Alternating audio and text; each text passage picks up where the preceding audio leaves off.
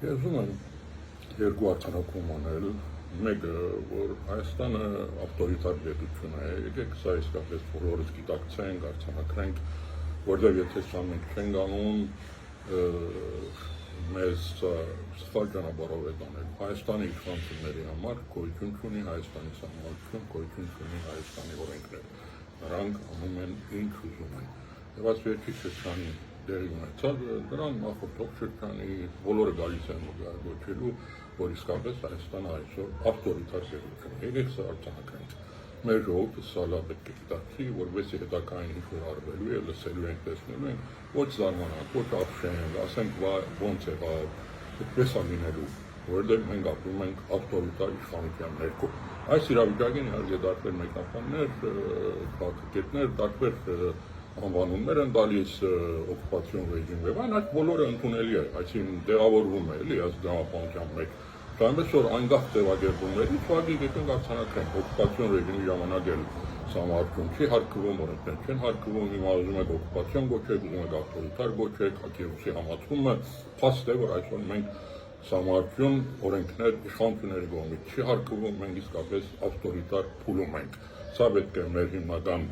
գիտեք ուղենիշը լինի, որովհետեւ ժողովուրդը ինքը կողմնորոշվի թե ինչ է իրենից սպասում, ինչ պետք է անի այս իրավիճակը փոխելու համար։ Սա մի արձանագրում։ Երկրորդ արձանագրումը, որ ուզում անեմ, դա հետևյալն է։ Նայեք, այս բոլորի հիմքում սանկցիա իրադարձություն, որ շվեցրեք, բացեք մի քիչ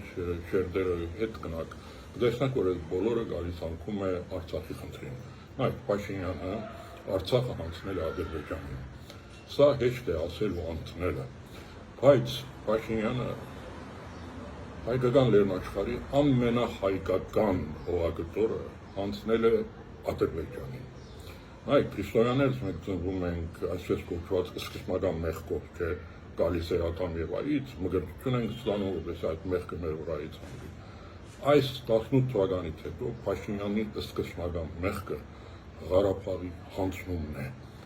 Մի անցնի իր սխալների արդյունքում մտածված չմտածված էական չի։ Փաշինյանը Արցախը հանձնել է Ադրբեջանին, ամենահայկական հողագծորը,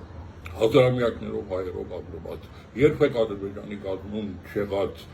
հողագծորը,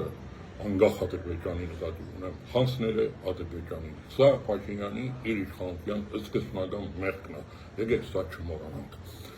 Եվ սրանից Փաշինյանը մգրտություն չունի, սրա մգրտությունը չկա, որ այս մեղքի իր վրայից հանվի։ Միակ իր ելքը, իր մգրտությունը իր իշխանության մնալն է։ Նայեք, այսօր մենք պայքարում ենք Միջանցքի դեմ, համարտուն փոխելու դեմ, Մինսկի խմբի չեղարկման դեմ, այդ բոլորի դեմ մի արդյունավետ պայքար կա։ Արցախի հարցը կենթանի պահելով։ Ի հեճուկս Փաշինյանի Արցախի հարցը փակված չի։ Ես սա զուտ էմոցիոնալ տեսանկյունից չեմ ասում։ Գիտեք, որ Արցախի խորհրդարանը 2003 թվականի վերջերին ստեղծեց մի հանձնախումբ, որ պետք է պաշտպանի արցախական իրավունքները միջազգային տարբերակներում։ Այս հանձնախմբի անդամներից մեկը նաև ես։ Եվ այս երկու տարվա մեր կոորդինացիան արդյունքն է, որ ես ձեզ ասում եմ, այսօր միջազգային հանրության համար Արցախի հարցը փակված չի։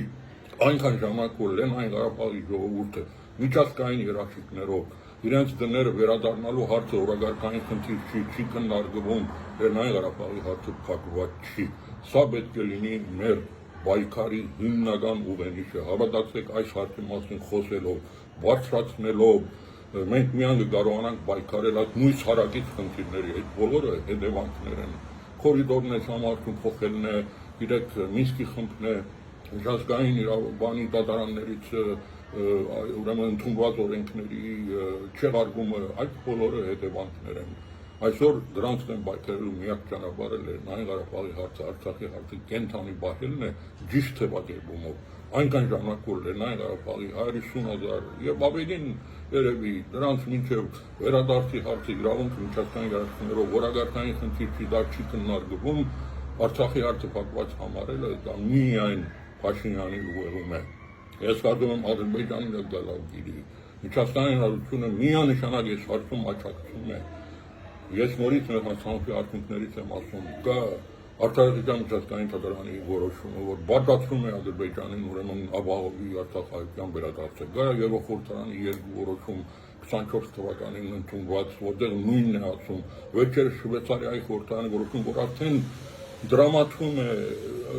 պրոցեդուրա, ֆորում, որտեղ պետք է Ղարաբաղի ներկայացուցիչները եւ Ադրբեջանի ներկայացուցիչները նստեն խոսեն իրենց վերադարձի մասին եւ հավատացեք այս բոլորը միջազգային շատ լուրջ աջակցություն ունի, այնպես որ սա պետք է լինի մեր հիմնական գրավականը, սրա մասին պետք է խոսել, Արցախի հարցը ի հեճուս Փաշինյանի գոյություն ունի, արկա է,